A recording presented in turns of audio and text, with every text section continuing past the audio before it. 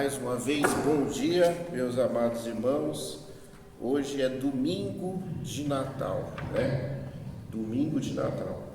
Então, vamos ler então um texto natalino. Vamos abrir as nossas Bíblias em Isaías capítulo 9. Isaías capítulo... Vamos lá? Tudo bem. Isaías capítulo 9, versículo 1 até o versículo 7. O texto diz assim: mas a terra que foi angustiada, a minha versão está bem antiga, né? Tem algum irmão que tem uma versão mais recente, que puder ler em voz alta?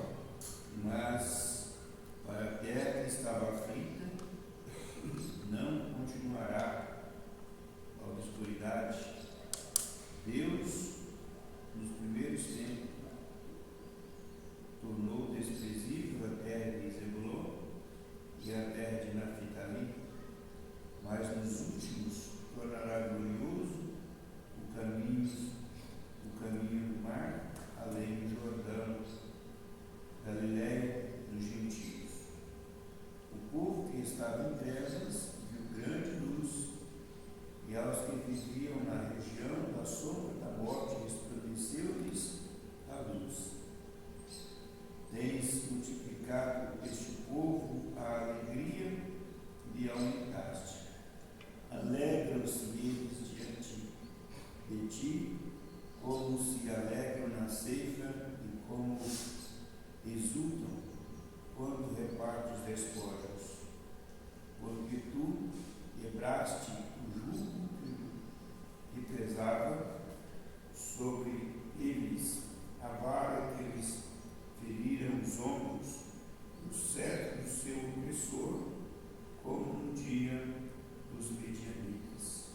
Porque toda bota com que anda o guerreiro no tumulto da batalha, e toda veste revolvida em sangue serão queimadas, servirão de pasto ao fogo, porque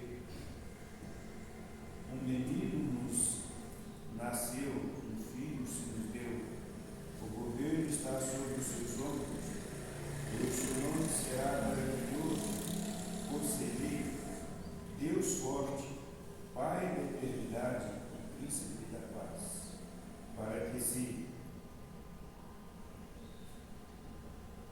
aumente o seu governo e venha paz sem fim sobre o trono de Davi e sobre o seu reino, para o estabelecer e o firmar mediante juízo e justiça desde agora e para sempre. O zelo do Senhor dos exércitos fará isso. Amém. Então, um destaque para esse texto, esse pequeno texto natalino, é essa parte aqui onde ele fala que as roupas sujas de sangue, né, as botas e as roupas sujas de sangue vão ser queimadas no fogo. E aí ele vai falar, né, um menino nos nasceu, um filho, né, se nos deu, e o domínio está sobre os seus ombros, e o seu nome será maravilhoso, conselheiro, Deus forte, Pai da eternidade, Príncipe da paz. Essa ideia de queimar aquelas roupas ali da guerra, queimar no fogo, e o Príncipe da paz nascer, é uma mensagem toda especial, né? É uma mensagem de paz. Fala assim: olha, o tempo da guerra acabou, nasceu o Príncipe da paz. Os uniformes sujos de sangue de guerra, né? Os uniformes do exército sujos de sangue vão ser queimados no fogo. Agora é um momento de paz, é um tempo de paz. Então essa mensagem é muito interessante, né? é o príncipe da paz que está nascendo. Ele traz toda uma esperança de liberdade para o povo, de paz, de uma nova era, de um novo momento na história do povo de Deus. Isso é o significado do Natal, do nascimento do Messias esperado. Nasce Jesus, então o momento de paz, o reino de Deus se inicia, se estabelece. E é isso que o povo esperava, né, o cumprimento da profecia. E passaram-se 2000 anos e o apóstolo Paulo, ele fala, né, que ele deseja que Cristo nasça no coração das pessoas. Então, quando Cristo nasce no nosso coração, é um novo momento, uma nova era onde nós podemos ter paz. E esse nosso mundo cristianizado, não quer dizer que ele é cristão, mas pelo menos a cultura cristã está enraizada nele. Ele comemora o Natal e muitas vezes não sabe mais o significado de Natal. Quiseram transformar o Natal como um encontro de parentes e família.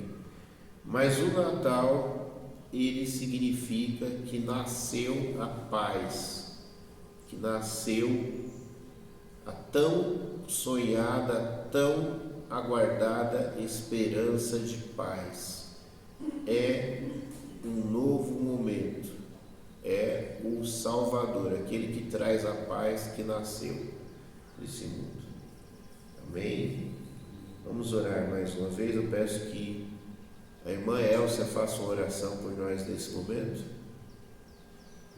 Senhor, te louvamos, te damos glórias, aleluia, pelo teu perdão por nós, pelo cumprimento das tuas promessas. Te agradecemos por Jesus Cristo que veio te dar o peso do pecado, e nos libertar e nos fazer nova criatura. Muito obrigado pela tua paz que excede todo entendimento. Obrigado pela tua igreja aqui, Senhor, pelo teu povo, que vocês abençoando cada membro da tua igreja, fortalecendo na fé, adorando, e transformando, Deus, as nossas vidas cada dia. Eu te peço em nome de Jesus. Amém. Vou desligar esse aparelho aqui, e eu acho que ele está fazendo muito barulho.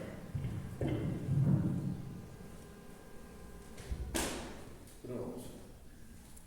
Aí fica assim, mais naturalmente. Bom, irmãos,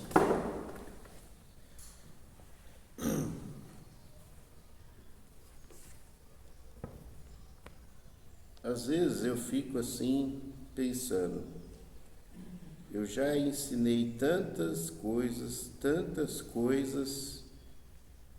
mas será que a gente está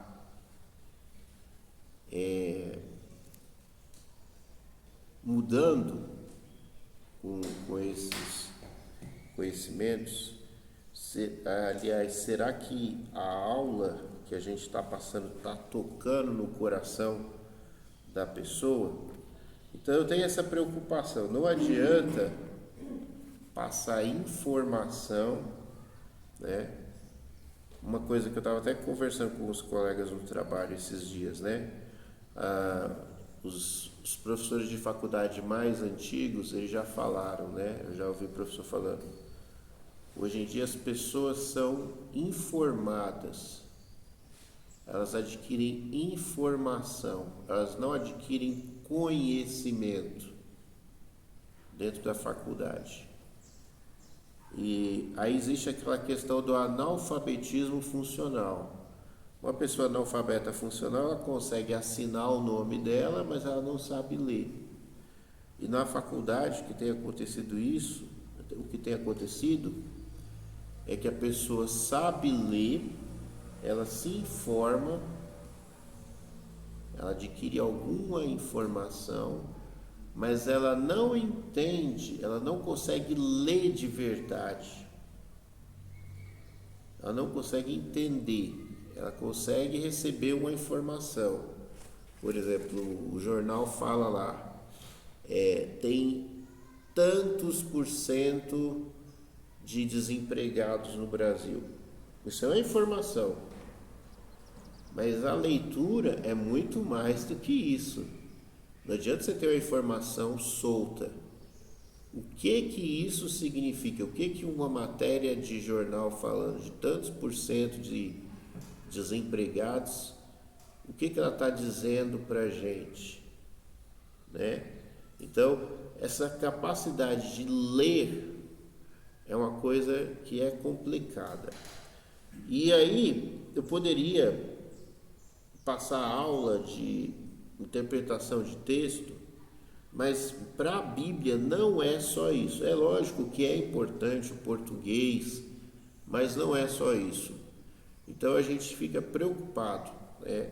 Então eu fico preocupado assim, será que eu estou comunicando bem? Será que nós estamos estudando corretamente? Ou será que nós estamos sendo só superficiais e agindo na nossa capacidade humana, no nosso entendimento humano? Tem uma coisa que eu não sei explicar direito com as nossas palavras, porque na nossa cultura talvez não tenha isso para essa forma clara de se explicar. Quando a gente fala em comunhão com Deus, em experiência com Deus, é isso que a gente quer falar, né? Fica vago, porque só fala isso, experiência com Deus. Você precisa ter uma experiência com Deus, mas o que significa experiência com Deus? Eu estou falando de você ver um milagre? Será que é isso que eu estou falando quando eu falo em experiência com Deus? Não é isso que o pastor, o teólogo está querendo comunicar quando ele fala em experiência com Deus. Isso aí, ver o milagre acontecer, não é a experiência com Deus. E aí você vê as pessoas às vezes vão no culto, numa igreja, e ele se emociona, ele chora, ele vê alguma coisa sobrenatural. Não estou dizendo então que, não estou negando que exista, né? Mas aí então a pessoa fala que aquilo foi uma experiência com Deus. Não, aquilo não é uma experiência com Deus. Não é uma experiência com Deus. Não é isso que a gente fala, que a gente quer dizer quando a gente fala em experiência com Deus. Experiência com Deus, ela é mais como um novo nascimento. Então, na nossa linguagem ocidental, fica muito difícil de falar sobre isso. Na teologia oriental de outras religiões, eles até se expressam de uma maneira melhor. Existe uma coisa muito complicada que Jesus fala, porque ele arremete, pelo menos assim, quem tem um conhecimento assim de teologia oriental, ele vai se lembrar dessa teologia oriental de outras religiões quando Jesus fala isso. Ele fala: eu e o Pai somos um, e eu quero que vocês sejam um conosco. Se eu estiver em vocês, vocês estiverem em mim, né? Então, aquele símbolo da aliança, né? Aliança aqui, aí uma está dentro da outra, uma união, né? Não sei se dá para entender isso. Então,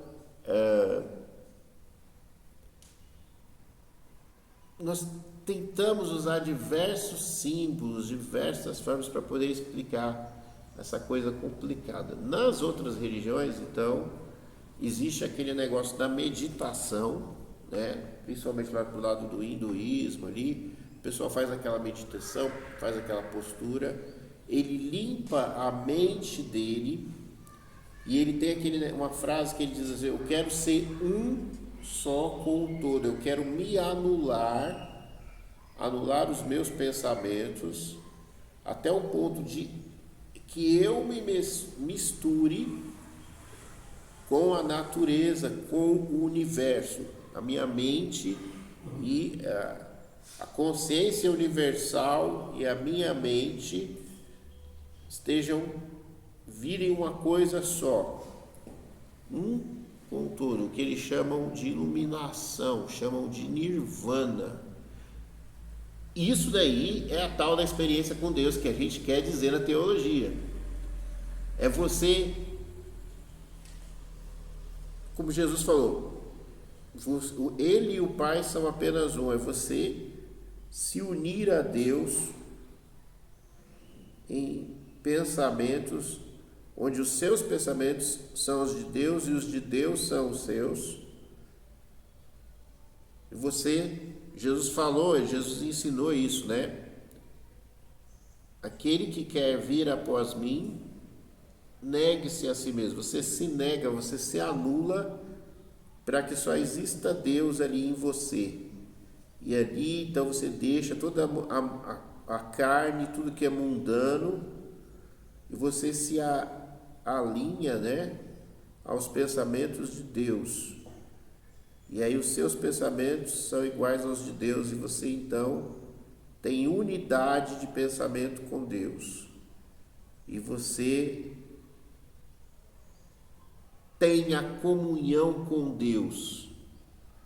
Você entende Deus e você toma para si, não só você entende, como você toma para si as vontades de Deus.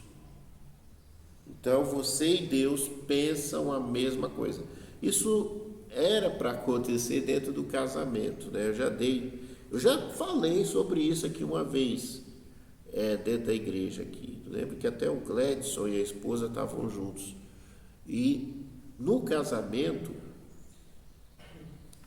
quando os dois são uma só carne, depois de muito tempo de casamento, um não precisa mais necessariamente falar com o outro, porque o outro conhece tanto o seu parceiro que os dois só olham um para o outro e a decisão já está tomada. Eles sabem o que o outro pensa.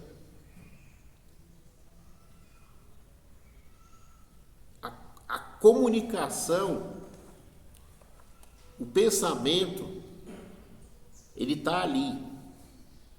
Né? Então,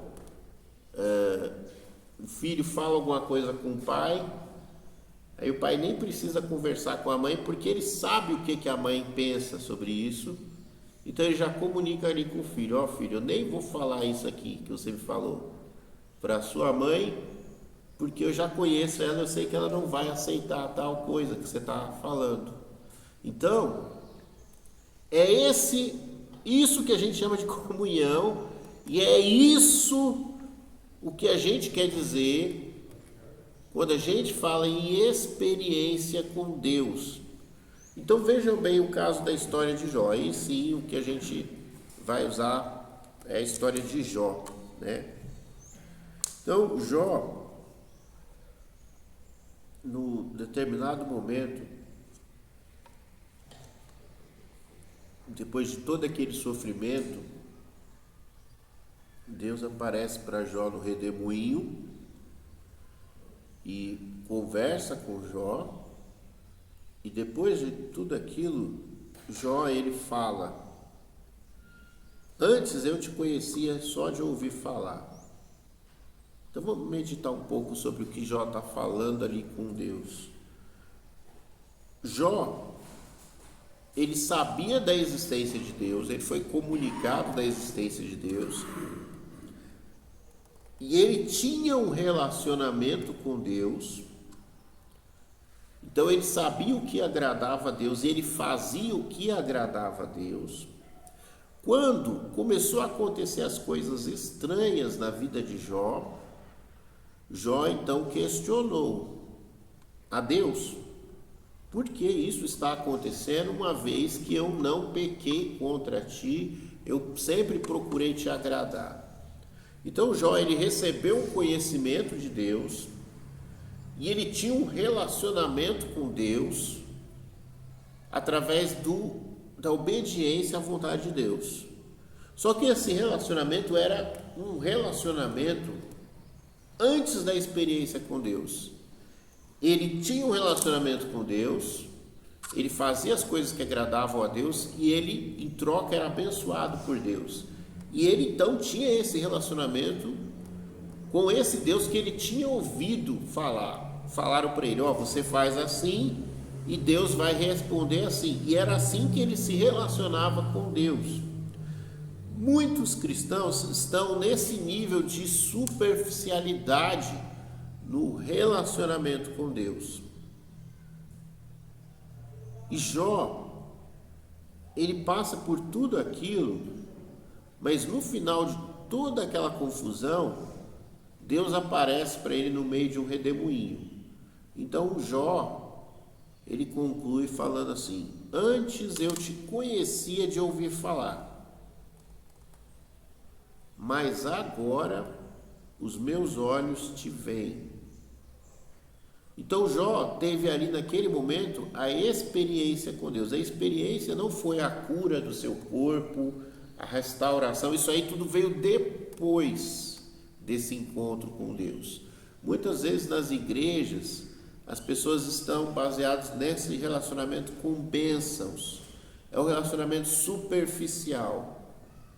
É aquele caso de uma pessoa, por exemplo, que Jesus cura a pessoa e fala: agora vai e anuncia o que o Senhor te fez.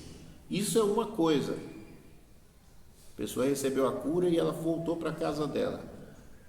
Mas existe uma outra reação, que Jesus cura a pessoa fala: agora eu vou te seguir. E Jó, então, ele vai ter esse encontro com Deus que vai iluminar a mente dele para um outro nível de relacionamento, que está além dos milagres, está além das bênçãos. Ele não é por coisas que Deus faz.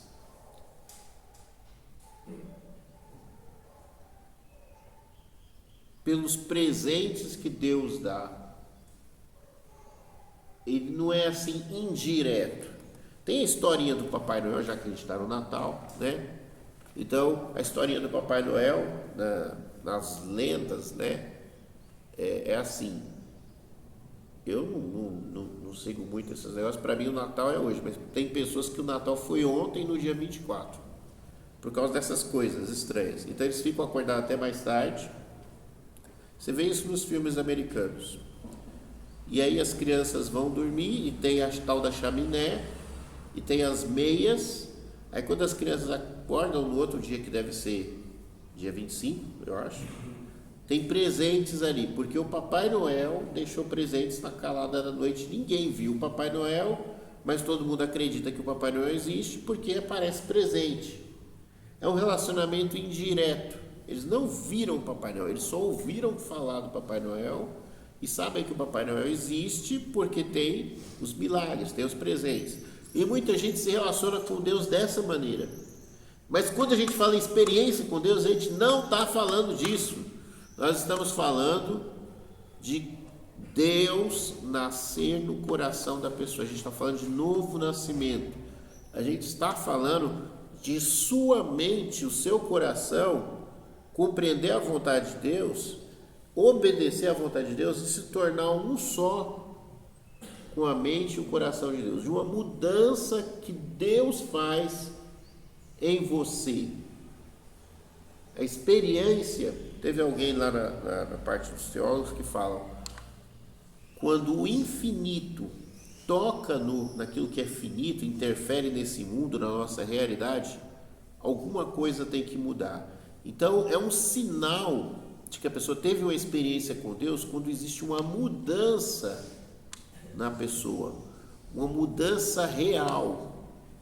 A pessoa não é um religioso, uma pessoa que tem fé, simplesmente, que obedece às leis de Deus, simplesmente. Não é porque existe uma lei que ele obedece, mas é porque ele quer de fato ser bom. Ele vai além da lei.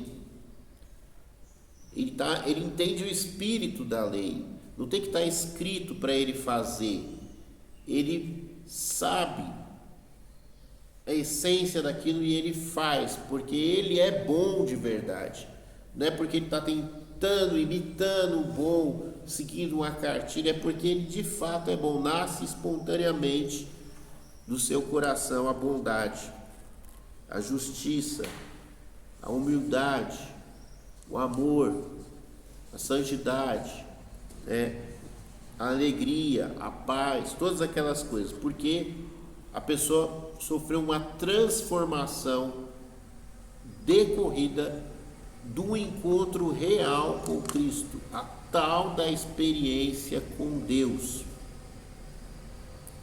Muito além de ser um religioso, muito além de experimentar milagres, muito além de ver milagres, muito além de acreditar em Deus. Aliás, a Bíblia fala assim, lá em Tiago, acho que é Tiago: você crê que Deus é um só? Muito bem, parabéns, isso aí está certo, faz todo sentido. Os demônios também creem, eles também sabem que Deus é um só.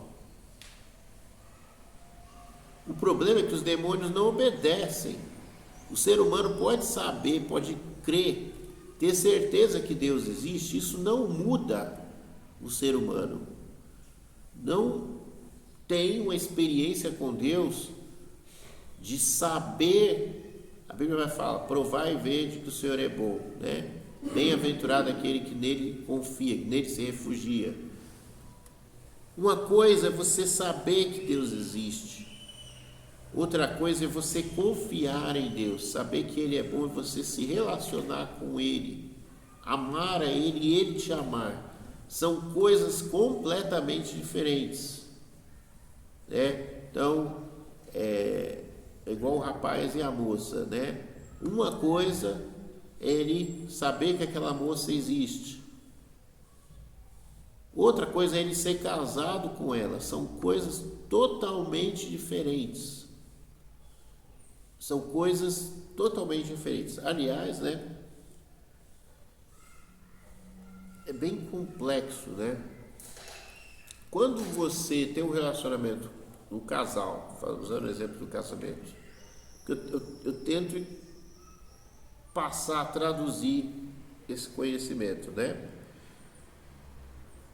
Quando você conhece uma pessoa, você é você e aquela pessoa é aquela pessoa. Quando você se casa com aquela pessoa e você convive com aquela pessoa, a sua história de vida não é mais sua, e aquela pessoa, a história de vida dela não é mais dela. As histórias se entrelaçam. Eles chamam de a nossa história. E não é só a nossa história. Um tinha uma biografia, outro tinha outra biografia. Agora é a nossa biografia. Não é um tinha uma vida e outro tinha uma vida. Agora é a nossa vida. E o que acontece é muito maior do que a gente pensa, porque uma pessoa influencia na outra pessoa de tal maneira que aquelas duas pessoas, elas eram uma pessoa e uma outra pessoa antes do relacionamento, mas depois do relacionamento, não só o corpo, mas a mente se mistura. Uma pessoa influencia a outra pessoa. Então, a convivência, o gosto, a cultura muda. O entendimento sobre a vida muda. A pessoa deixa de ser. Então,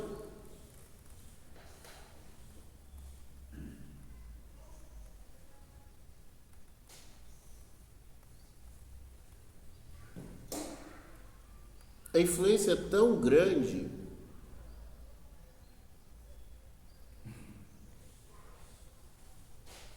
quando acaba, quando tem a morte ou coisas assim, fica um vazio, porque a pessoa já não é mais aquela pessoa de antes do relacionamento, ela é uma outra pessoa.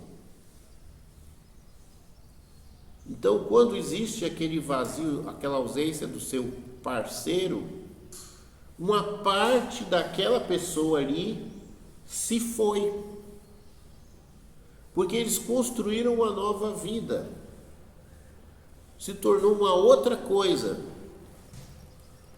Então fica um vazio e a pessoa vai pensar assim: mas eu fazia tal coisa porque tinha outra pessoa, eu não vou mais conseguir fazer. Eu como tal comida porque a outra pessoa me ensinou a comer. Eu comecei a fazer tal atividade física ou tal curso porque eu estava fazendo junto com a outra pessoa. Então fica uma coisa, eu pensava de um jeito, mas aquela pessoa me ensinou a pensar de um outro jeito. Então é isso que um relacionamento verdadeiro, uma experiência de relacionamento verdadeiro, ele transforma a mente e o coração das pessoas. E quando a gente prega a Jesus, a gente fala de Jesus, de um conhecimento de Deus, o objetivo final é esse, é sair daquela superficialidade da religião, é da pessoa saber que o importante não são as bênçãos, que o alvo não são as bênçãos, o alvo não é a cura, o alvo não é a bênção financeira, o alvo não é a saúde emocional, a bênção de um relacionamento, de construir uma família, de ter esperança. Isso são desculpas.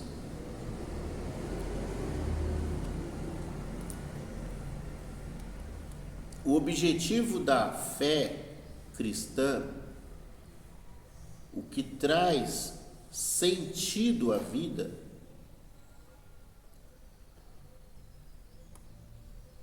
não é uma sabedoria, um conhecimento sobre Deus, mas é viver isso. É uma mudança. Não, você saber que quando você morrer, você não vai morrer. Que tudo que Deus te dá nessa vida é só para você suportar essa vida. Que não é isso que Deus quer te dar de verdade. Tudo que Deus te dá é passageiro e você sabe que é passageiro, porque essa vida passa. Que não é isso que Deus quer te dar de verdade, porque essa vida passa. Tudo que você vive nessa vida é só para você suportar esse tempo de existência nessa vida. A fé, ela te dá o conforto da imortalidade. Porque se a vida acaba, se não existe nada depois, não tem sentido essa vida. Porque todo o seu esforço que você trabalhar, tudo que você for construir, vai se perder. E você vai se perder também. Não existe um depois. Então, uma coisa sem sentido. É uma coisa completamente sem sentido. Por quê? É como se você estivesse fazendo um castelo de areia na praia, e você sabe que de 1 vem a onda e derruba o seu castelo de areia. E você está preso ali naquele local ali, e você só pode construir o castelo de areia, mas você não pode sair dali, daquele exato local que você está, e você sabe que daqui 1 vai vir a onda e vai destruir. E aí você pode construir de novo ou não o castelo. E aí você, 1 você vai cansar de construir o castelo, porque a onda vem toda hora e derruba. Então a vida é isso. Ela é vazia, a existência é vazia de sentido. Porque ela finda. Porque tudo que é feito, lá a Bíblia fala em Eclesiastes, é em vão, é correr atrás do vento. Se você estuda muito para ser um grande médico, você vai ser um grande médico lá no final da sua vida por 5 anos, 10 anos, e aí você vai morrer. Você gastou 30 anos para ser um grande médico, e aí conseguiu ser um pouquinho de tempo e morreu. Acabou. Porque é em vão. Você trabalhou para conquistar uma riqueza, trabalhou lá 50 anos, aí você aposenta, vive 5 anos de aposentadoria e morre. É em vão. Você faz um monte de projetos, aí aparece um câncer em você, você só tem 1 ano de vida, 6 meses de vida. É em vão, porque essa vida é assim. Tudo se vai. É a mesma coisa que acender uma vela e ver ela indo embora. Ou você sopra a vela e ela apaga, ou você vê ela queimar todinha. O tempo consome, tudo se desfaz com o tempo. Eu vou construir uma coisa para os meus filhos que vai durar, as gerações vão vir. Legal, vai ser útil para eles. Para você é em vão. Para você é em vão, porque você não vai ver o que vai ser feito do seu trabalho, se aquelas pessoas pelas quais você lutou, se elas vão realmente desfrutar daquilo, ou se elas vão enfiar os pés pelas mãos, como é o que acontece muito. Às vezes a pessoa é levada para não ver a desgraceira que os filhos dela vão fazer. Tem uma fortuna, deixa tudo para os filhos, trabalham, ralo. Deixou para os filhos e falaram: meus filhos, vocês sigam aí com a minha empresa, com as coisas que eu conquistei. Ele morre, aí passa 5 anos, os filhos conseguiram falir tudo e perder tudo. Se ele tivesse vivido, ia morrer de raiva, né? Então a vida é assim. E Deus, nem sequer a memória, porque se você deixa de existir, não tem nem sentido colecionar memória, porque a memória só existe enquanto você está vivo. Você não leva nem a lembrança. Então, Deus, ele traz o sentido disso, de que não tenha sido em vão, porque pelo menos a memória você pode levar para o outro lado. O irmão Moisés quer falar alguma coisa? Pode falar. Não é gratificante depois do tempo você ouvir algo que uma pessoa fez? É gratificante porque eu me lembro do meu pai, lá no Pará, ele derrubou um mundo de coco, esse coco gigante da praia, e ia plantar lá no terreno. Aí uma pessoa chegou e falou: pai, eu ouvi o senhor falando, José, o senhor vai plantar esse coco, o senhor não vai comer esse coco. Isso aí demora para produzir. Ele falou assim: não importa, eu vou plantar. Outras pessoas que vierem vão comer coco desse coqueiro. Eu também meu sogro não falou isso porque eu fiz essa semana. A terra foi vendida e a pessoa limpou toda a área, tirou tudo, tirou a plantação, mas o pé de coco permaneceu lá. Sim, veja bem. Ele derrubou todas as outras lavouras todas, e o pé de coco permaneceu lá. E quando eu vi esse céu aqui no lugar que plantou, eu lembrei, me veio a memória que meu pai falou. Sim. Isso daí funciona Isso daí tem sentido? No sentido de que você continua. As pessoas continuam. Porque se você não tivesse essa convicção, essa esperança de que vai ter uma oportunidade, ia ser complicado. Tá? Isso aí é um pouco difícil de entender. A pessoa que fez, mesmo que ele não vai ver, ele sabe que os filhos vão ver, mas isso daí não é certeza, isso é uma esperança, entendeu? Não é certeza, é uma esperança, entendeu? Então ele confia, veja bem, ele confia que Deus vai deixar que os filhos dele possam desfrutar daquilo. Ele tem uma esperança, é um tiro no escuro, uma aposta, entendeu? De que os filhos vão desfrutar daquilo por algum tempo, porque depois os filhos também vão. Então, é que é complicado. Se a gente for olhar objetivamente, racionalmente, a gente se desespera. Porque se você olhar matematicamente, vamos supor que você seja um gênio. De repente você vai ficar triste, porque você vai olhar tudo e vai fazer um monte de cálculo, e você vai ter resultados negativos, e você vai falar: não dá certo, não dá certo, não dá certo, não dá certo, não dá certo, não dá certo.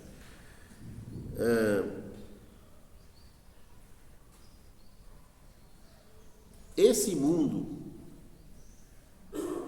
matematicamente falando, se você fizer esses cálculos, não tem por que estar de pé. Ele está de pé porque ele desafia a lógica. Ou seja, é artificial. Não tem porquê ele estar de pé ainda. Então isso daí é o sinal da interferência de Deus. Tem alguém que interfere nas coisas. Como é que eu vou dizer? Deixa eu tentar dar um exemplo. Estatisticamente falando, a humanidade não deveria existir, porque teve doenças e elas deveriam ter dizimado a humanidade umas centenas de vezes. Todas as vezes que teve alguma pandemia, alguma coisa, a humanidade tinha que ter sido extinta. Era isso que era para acontecer, mas não aconteceu por milagre. Por algum motivo, a humanidade conseguiu sobreviver. Ah, não, mas tem o biológico. Não é disso que eu estou falando. Estou falando que não era para ser. Vamos supor, estou só criando uma história aqui só para entender. E sobreviveu por quê? Porque alguém, desafiando a lógica das estatísticas, deu uma mexidinha para que a humanidade desse um passo à frente. Então o ser humano existe magicamente, porque realmente tem alguém magicamente interferindo para manter o ser humano existindo. Porque se fosse por todas as intempéries,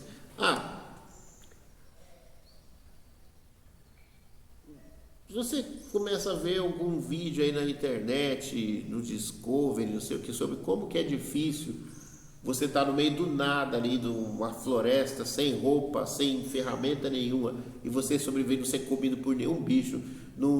Você tem tantos perigos, mas tantos, que a chance de sobrevivência é muito mínimo ou zero. Mas aí o ser humano sobreviveu a tudo isso. Isso desafia a lógica. E aí, é por quê? Porque tem Deus.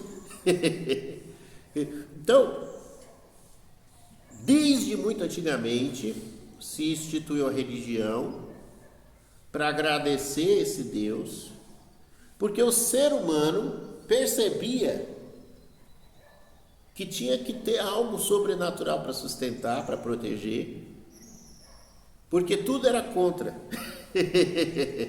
Então não tinha como. Então, por isso que o ser humano buscava Deus e adorava a Deus, porque era a única chance. É igual agora, nesse momento, né? Para quem quer um país de direita, né? As chances são zero, a não ser que tenha um milagre, né? Então, a única chance é o milagre, porque é tudo contra, né? É tudo contra. Só vai acontecer se tiver um milagre, senão é tudo contra. A decisão mais racional que o exército do Brasil teria era de ficar quieto para não entrar em guerra com ninguém, porque o prejuízo seria muito grande, economicamente, perda de vidas. Então, toda a lógica humana diz que não, a não ser que tenha esse milagre, né? Então, é isso, né? Deus, ele sempre interferiu e as pessoas sempre caminharam, de qualquer religião, movidas por uma esperança de que algo mágico ia acontecer, porque senão elas desistiam. Eu via peste comendo solta ali, veneno de cobra, é fera que devorou o filho, é incêndio. O ser humano não aguentava, é um mistério como a humanidade chegou onde chegou, né? Pode falar, irmão Miguel. Samuel, explica para mim uma coisa. Eu trabalhei lá na África e eu, junto com os nativos lá, né, o povo lá, a gente tinha um relacionamento muito bom. E eles faziam algumas questões, perguntavam algumas coisas, tipo assim, por que eles, africanos, eles diziam assim, por que Deus, se Ele é amor, se Ele ama toda a humanidade, por que eles são negros e são escravizados a vida toda? E tem uma outra série de acontecimentos na região deles, que é seca, que é fome, que é doenças, que é um monte de coisa. Lá às vezes estava bom assim, trabalhando, dali a pouco o mosquito vem e pica, você pega a malária e ali você já passa 4, 5 dias muito mal, você não morre. E eles me faziam essas perguntas: por que Deus faz isso com eles? Por que não move o Ocidente, o Oriente e tal, para que solucione esse problema? Que é solucionável se o homem quiser. Entendeu? E eu não sabia explicar, eu não sabia coisa que eu podia dizer para ele, que Deus amava eles tanto a mim como a eles, da mesma forma, a salvação é para mim e para eles do mesmo jeito. E eu tentava explicar, entendeu? Do meu jeito, né? Mas eles, às vezes, eu reuniam 4, 5 assim e ficavam perguntando, né? Então são coisas assim, em pleno século XXI, às vezes eu ficava meditando, ficava pensando, Deus, por que Deus não resolve esse problema, né? Ou menos amenizar as mínimas coisas deles, né? Não tem casa para morar, não tem, tipo assim, come feijão, mas não tem a terra para plantar, não tem a semente. Em pleno século XXI, o cara não tem a semente de feijão para plantar na terra. Eu trabalho com informática, né? E eu já vi coisas muito estranhas. É lógico, dentro da área, se você pegar com o tempo, se você tiver tempo para você analisar, você descobre. Mas você está lá no atendimento, você tem 1 hora, 2 horas, o pessoal já começa, o cliente já começa a ficar bravo, muito bravo, né? Então você tem que achar alguma solução e às vezes você não tem explicação, porque não dá para você colocar no laboratório e ficar lá 1 semana até você descobrir, né? Mas você tem que solucionar o problema. Às vezes você está lá, a coisa desafia a lógica, e o cliente às vezes entende um pouco, ele não concorda com você, mas aí você tem que fazer a solução. Então eu já peguei caso uma vez, eu e um cara de redes, e eu estava mexendo com equipamento X lá, um relógio de ponta, alguma coisa. E aí, tava lá o equipamento sem funcionar, eu cheguei lá para ver, espetei o meu notebook no relógio, testei, beleza. O cara testa com o computador dele, beleza. Só que aí o relógio não funciona. Ele não consegue ir lá no servidor puxar os dados. Né? Aí ele fala, eu chamei você aqui para solucionar o problema. Aí eu falo, mas eu testei e está funcionando. Ele fala, mas só que não chega lá no meu servidor os dados. Aí eu falo para ele, deve ser conexão, deve ser rede daqui para lá. Aí ele tira o relógio do lugar, espeta o computador no lugar, no ponto, na parede e testa. O meu computador está comunicando com outro computador lá, com o servidor, não é a minha rede.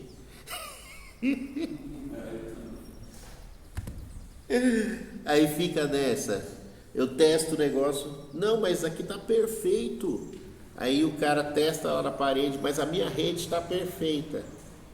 Então, o fio até o outro computador está perfeito, e eu testando no relógio está perfeito. Só que quando junto o relógio e a conexão na parede, coloca o relógio na parede e não comunica.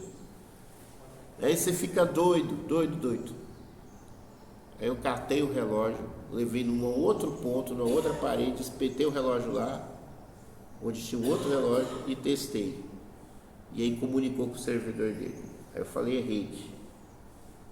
Aí o cara, não, mas é impossível, porque o meu computador funciona. Eu falei, ó, eu não sei te explicar, mas é como se o meu relógio fosse sensível ao problema que tem na sua rede, e o meu relógio detecta. Quando você coloca o seu computador, você consegue funcionar, mas para o relógio não funciona essa rede. Não, mas a rede é só fio, que não sei o que. Aí, depois de muita tentativa, ele ouviu o que eu falei, foi lá e testou, e aí descobriu o problema. Nesse caso ele chegou a descobrir, né? Devia ter algum par mal feito, torcido lá, conectado diferente, que aí realmente para o computador dava para comunicar, mas para o relógio, do jeito que o relógio comunicava, não. Era um problema de rede. Então, tem coisa que desafia a lógica. E eu queria dizer o seguinte, é só tirar dali e colocar em outro país que dá certo. E é isso que as pessoas fazem, elas mudam dali e elas prosperam em outros países. Tem comida, prospera, não tem mais doença, não tem mais morte. Parece que o problema está preso ali, não é a questão da cor. É como se tivesse uma maldição ali naquela terra, uma dificuldade, que acontece todas essas coisas ruins. Mas quando eles mudam de país, eles prosperam. A maldição começa nos líderes. Não. Deixa o pastor até vai comentar. Nós precisamos entender algumas coisas. Fala um pouquinho mais alto, por favor. Nós precisamos entender que existem mistérios. Acho que a palavra-chave é essa. Existem mistérios. Existem coisas que nós não vamos adquirir as respostas. No caso do cordeiro do Moisés, o pai dele cantou e falou, a gente vê ali uma sabedoria desse senhor, que era pai de Moisés. Ele sabia, né, que aquela árvore dura muito mais do que qualquer uma pessoa. Por isso, ele falou isso com uma certa convicção, uma certa certeza. Porque quando nós olhamos isso, nós sabemos que uma árvore, ela dura muito mais do que qualquer uma pessoa. Lá na chácara tem um pé de eucalipto lá, deve ter uns 100 anos, ou mais. Isso aí, o homem que é cortado, que ele comprou o lote, ele fala, se fosse eu não cortaria, que é uma referência. Então, dentro da sabedoria do nosso conhecimento, nós podemos ver isso. Se constrói um prédio, todo dia eu falei sobre isso, né? Esse prédio aqui que os irmãos construíram, que muitos que construíram aqui já foram, e o prédio permanece de pé. Então tem coisas que se a gente dá uma olhada, assim, a gente vai ver. Né? Por isso que esse pai do Moisés tinha esse conhecimento, tinha essa sabedoria. Estou plantando isso aqui, eu sei que Deus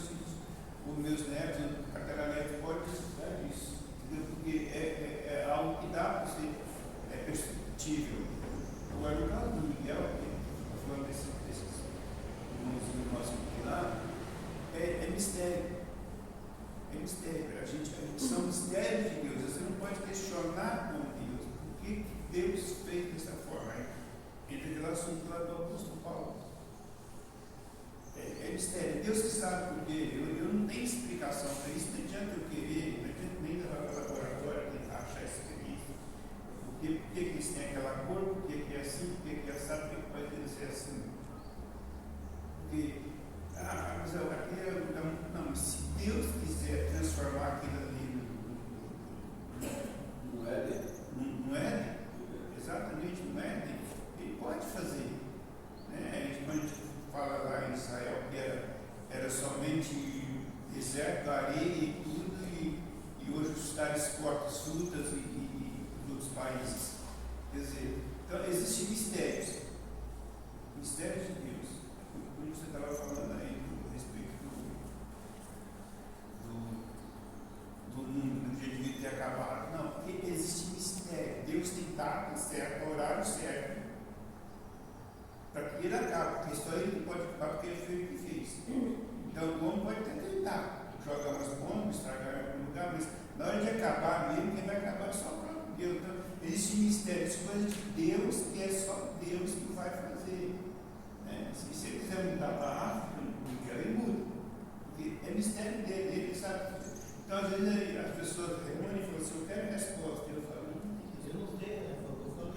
Outra coisa que eu posso falar que Deus.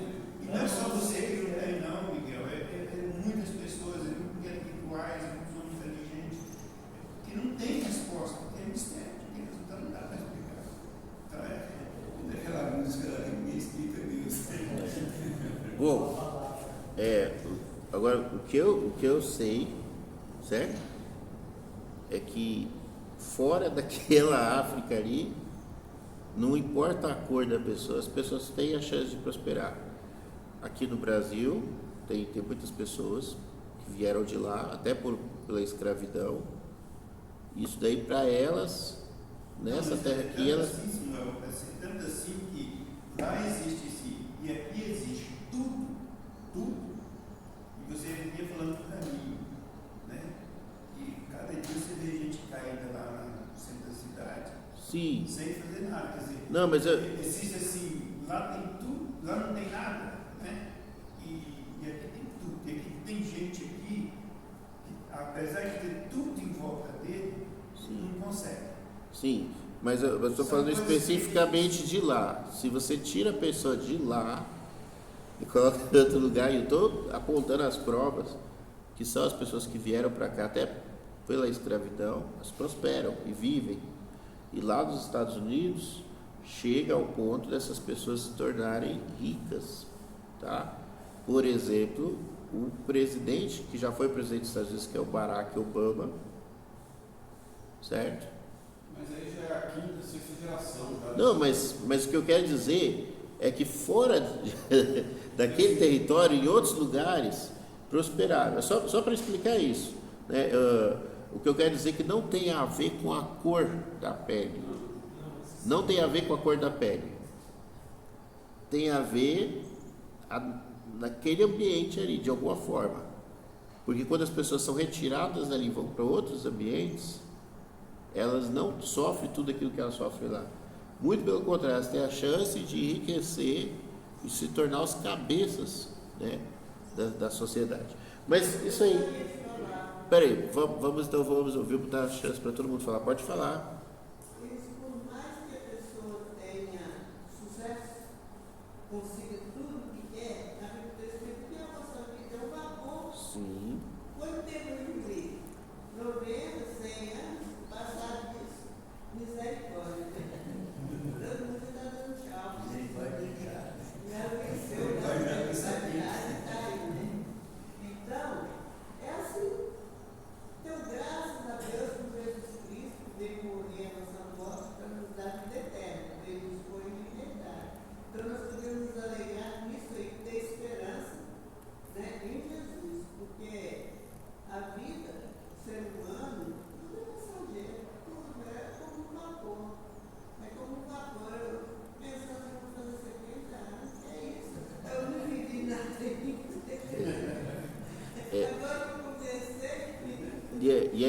interessante, né? Voltando então, né, para aquilo que a gente tinha falado. Tem as pessoas que têm as coisas na vida e tem as pessoas que não têm as coisas na vida.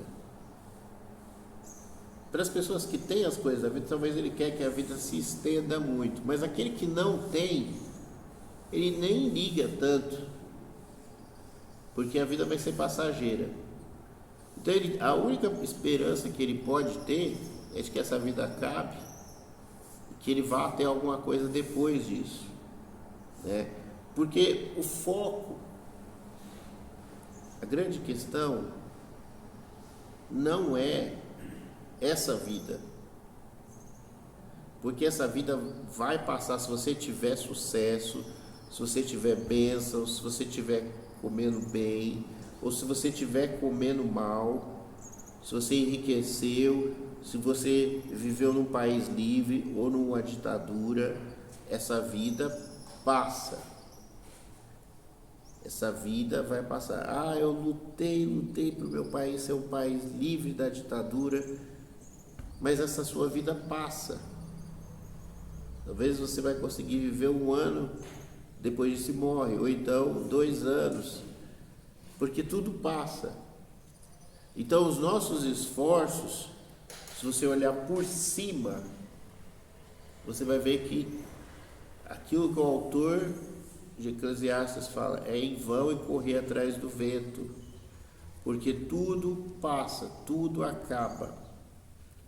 E aí então Jó, ele perdeu tudo.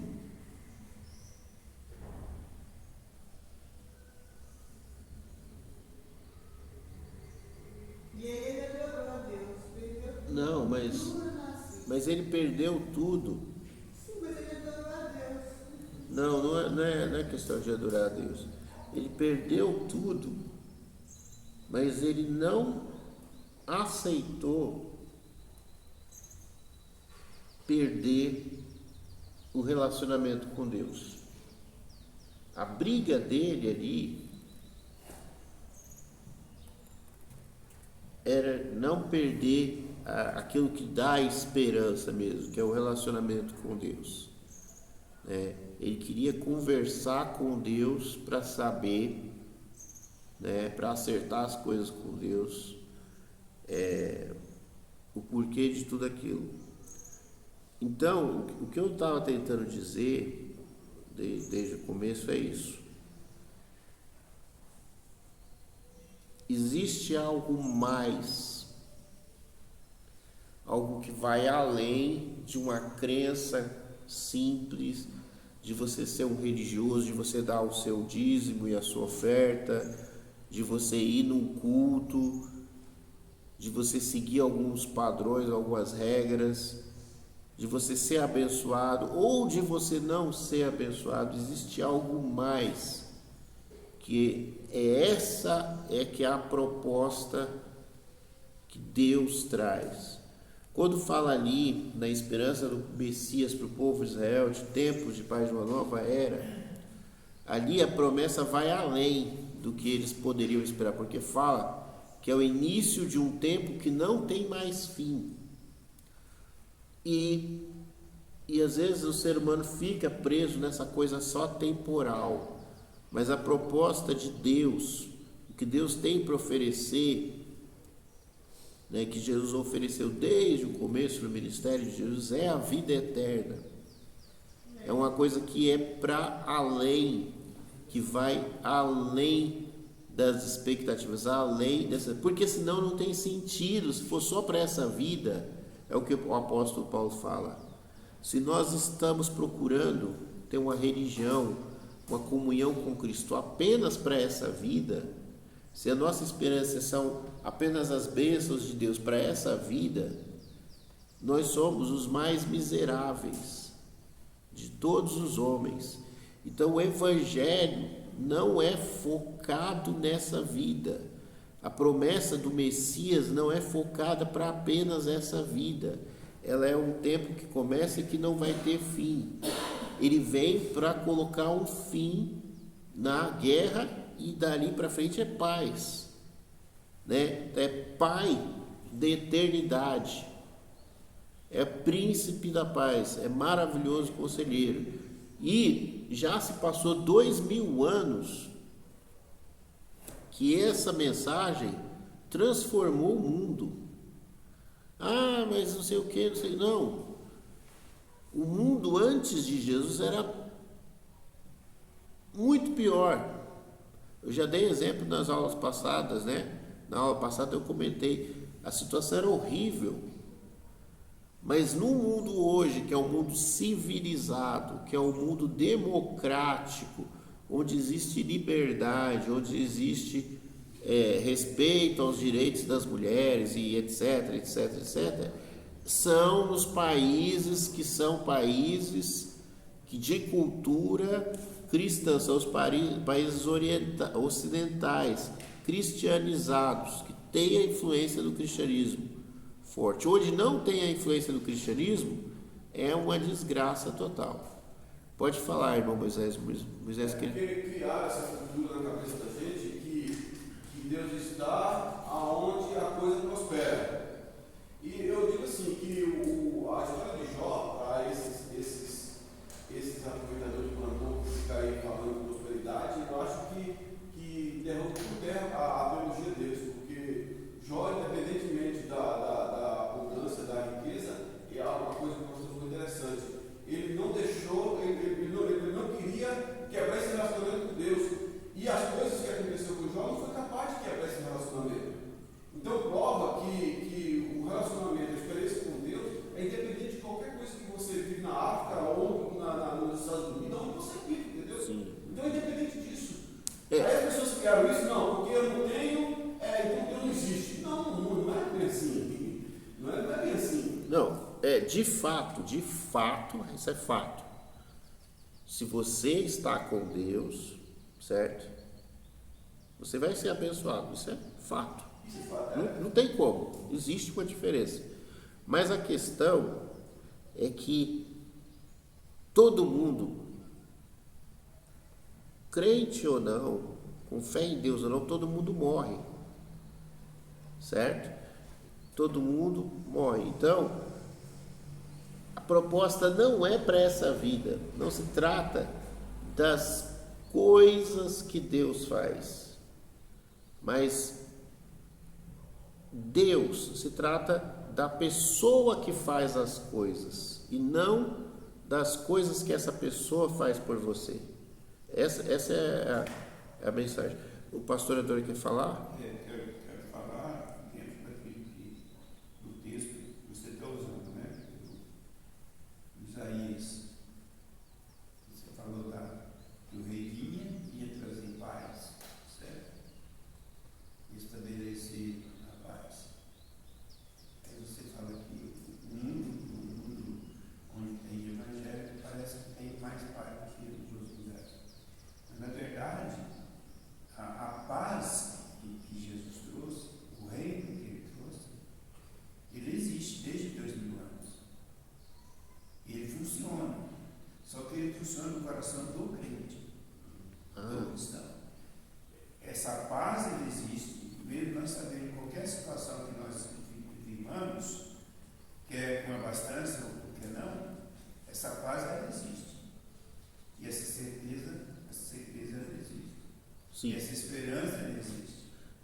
O mundo que está ao nosso redor, a paz que eles têm, a democracia, etc, isso tudo é aparência. Não, sim. Porque paz verdadeira, né? Sim, deixa. O rei da paz que veio, reinou e continua reinando, Jesus, Sim, ele reina deixa no isso. coração do cristão. Deixa eu terminar com isso assim. Mas eu vou depois explicar isso que eu falei. Eu queria ler uma mensagem que eu tenho aqui no celular. Eu separei aqui. Eu achei interessante. E pessoa da nossa família, né? A sua tia Sara, ela escreveu assim: que a alegria do nascimento de Jesus seja o que nos move para prosseguir. Muitos momentos nós vivemos tristes e com saudades, mas precisamos prosseguir, pois se ficamos, é que Deus tem ainda propósito para nós nesta caminhada aqui na terra. Saudades imensas do jardim, mas o que me conforta é que ele já está no descanso. Então, me acalmo e sigo, para nos encontrarmos lá na glória. Então, essa foi a mensagem de Natal que ela passou para a família. Aí eu respondi para ela: verdade, Sara. Feliz Natal.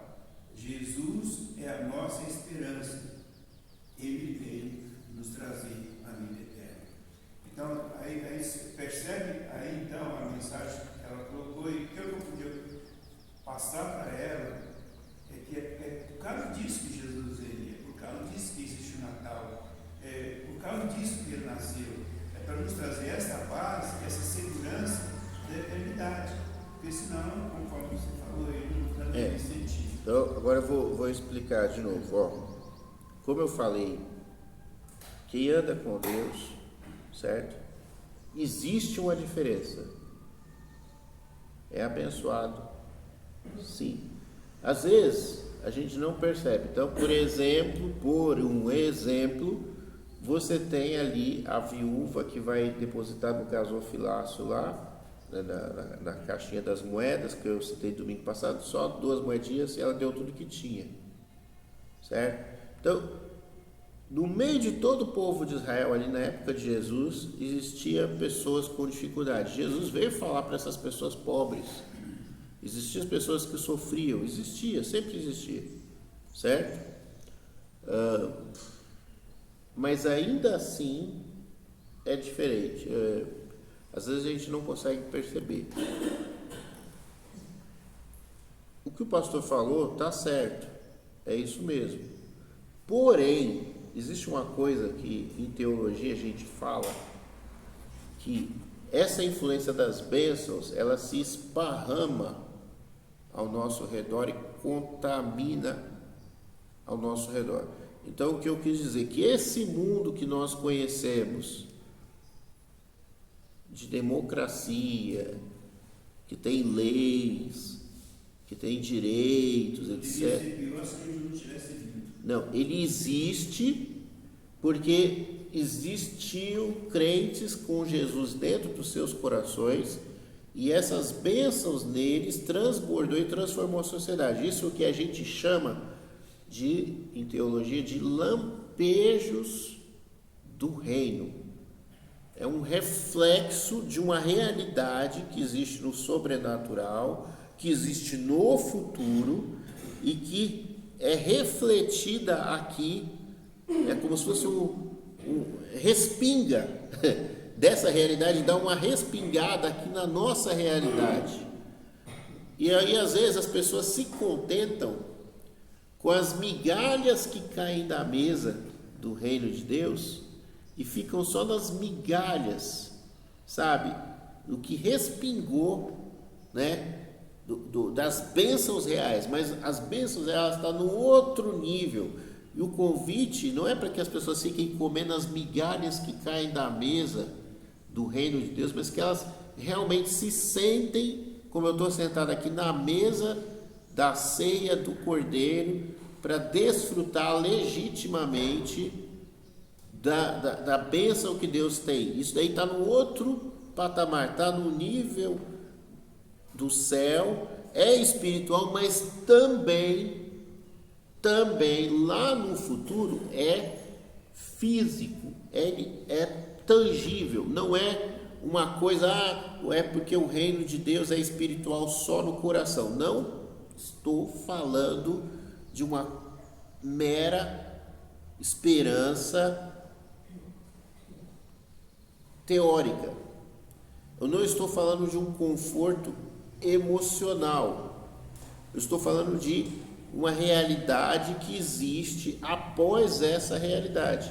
Ao ponto de, olha só, presta atenção no que eu falo, que é muito complexo. É complicado, presta atenção no que eu vou falar, que é complicado, presta atenção. ao ponto dessa realidade ser tão maior que, na verdade, aquilo que nós estamos vivendo aqui é que não é realidade. Sei que eu dei um cavalo de pau aí, mas vamos lá. No surgimento da filosofia lá na Grécia, existe o mito da caverna. Isso é usado até na Bíblia, tá? No Novo Testamento. O mito da caverna é assim. Os sábios gregos, os filósofos, eles falam: a pessoa está na caverna, ela tem a entrada da caverna que está atrás dela e ela está olhando a parede, ela está amarrada, ela só consegue ver a parede. Então vem a luz do sol, as pessoas que estão livres fora da caverna, elas andam de um lado para o outro e tudo, e a sombra é projetada na parede e eu só consigo ver a sombra. E aí eu penso que a sombra que eu vejo é a realidade do mundo. Mas a realidade está fora da caverna. Então essa vida, eles falam, os sábios gregos, filósofos, é apenas a sombra. O mundo das ideias é que é o mundo real. E lá no Novo Testamento vai usar essa palavra mesmo. Tudo foi apenas sombra. E nesse momento ainda é sombra das coisas que vão vir, que Deus vai fazer. Ao ponto de que essa vida não é a realidade. Essa vida é uma distorção. Ela não era... Vamos lá. Minha caneta, meus negócios não estão aqui, mas é assim, ó. Deus criou o mundo estava indo numa linha reta. Aí o ser humano pecou, ele caiu numa realidade alternativa aqui embaixo, que é essa realidade que a gente vive. Mas não é isso que Deus sonhou. Então a gente está num momento fora da realidade mesmo, uma realidade alternativa. Com a morte, a gente volta para a realidade que Deus criou, e aí, certo? Seja crente, seja não crente, vai cair na realidade de verdade, né? Eterna, que é eterna, e aí a gente vai encarar as consequências de ter vivido nessa realidade temporária. Então, nesse momento que é temporário, o ser humano deve se abraçar com Deus e se agarrar naquilo que é eterno, que é Deus, para que quando acabar essa vida temporária, que não tem nada a ver com a realidade, ele vai estar tranquilo com Deus para sempre. Mas aqueles que não se ligarem nesse fato, não amarem a Deus, não quiserem ficar com Deus, eles estarão perdidos para sempre, no fim, porque essa realidade acaba e as pessoas vão acabar com essa realidade. Ah, mas tem gente que fala que a morte, o inferno não é morte de verdade, não é não existência, vai durar para sempre. Eu não vou entrar nessas discussões. Eu só quero dar esse exemplo só para entender que a pessoa vai ficar presa nessa situação aqui. Quando ela acaba, as esperanças dela acabam também. Se vai queimar no inferno para sempre ou se vai deixar de existir, tanto faz uma coisa como outra, só para a gente entender, tá? Ou seja, a pessoa fica perdida. Nessa realidade, as pessoas estão perdidas. Se elas não se agarram com Deus, elas morrem sem Deus e sem Deus estarão para sempre. Fixa nessa realidade negativa. É preciso que a gente se fixe com Deus, nos planos de Deus. Retorne para a casa do Pai. Retorne para o Pai. Se você retornar para o Pai, agarrar na mão dele, ele te leva para casa, né? Tem que pensar como se Deus tivesse lançado uma corda, né? Sim. Você está aí se afogando, Sim. lança a corda para ti. Sim. Essa corda seria Jesus. Sim. Se agarrar no Jesus, você agarra, você salva. Se você não se agarrar, você dá. Mas o importante é assim, é focar em Deus, né, na essência, e não nas meras bênçãos de Deus. É ter um relacionamento real com Deus. Essa é a única salvação, a pessoa conhecer intimamente a Deus, ter comunhão com Deus, deixar Deus mudar a mente dela, converter a mente dela, se libertar dessa ilusão que é essa vida, dessa falsa realidade que é essa vida. Gente, está escrito na Bíblia, Deus colocou na nossa mente a ideia de eternidade. O que a gente consegue pensar para além dessa vida prova que existe o além dessa vida, mas essa vida é limitada. Se essa vida é limitada, humanamente falando, nós não deveríamos conseguir projetar para fora dessa realidade. Nós deveríamos ficar presos nos nossos pensamentos. Mas a gente consegue projetar para fora porque o que está fora existe. Porque a nossa mente, ela é eterna. Todo o resto nesse mundo é material. Mas nós realmente temos uma alma imortal que nos dá a certeza de que não pode ser só isso. Não pode ser só isso. E é esse Deus que é verdade, que é imortal, que é eterno, é que o Evangelho comunica. Amém? Uma coisa que me aconteceu também foi a questão de Jó. Ele teve uma vida junto com Deus só de ouvir falar. E eu imagino depois que ele abriu os olhos que viu, entendeu? Aí como o pastor falou, eu fiquei analisando aqui. Então, se ele teve uma vida que daquela forma que ele viveu, com essa certeza, só em ouvir falar, eu imagino agora depois que os olhos dele contemplou Deus e viu quem realmente ele chegou a um patamar maior, para conhecer mais de Deus. Né? É interessante, é só isso que eu queria falar, porque tem muita coisa dentro disso que vai. Sim. Não dá tempo. As coisas que nós falamos são muito maiores do que essa realidade abarca. É capaz de receber, né? O tempo não comporta. Isso é bom, né? É bom que cada um de nós que temos esse conhecimento, essa experiência de andar com Deus, né?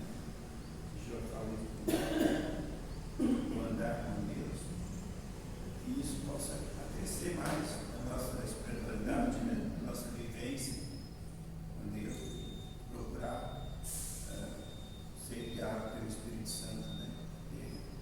E Deus está presente, o Espírito Santo que nos guia. Agora, né?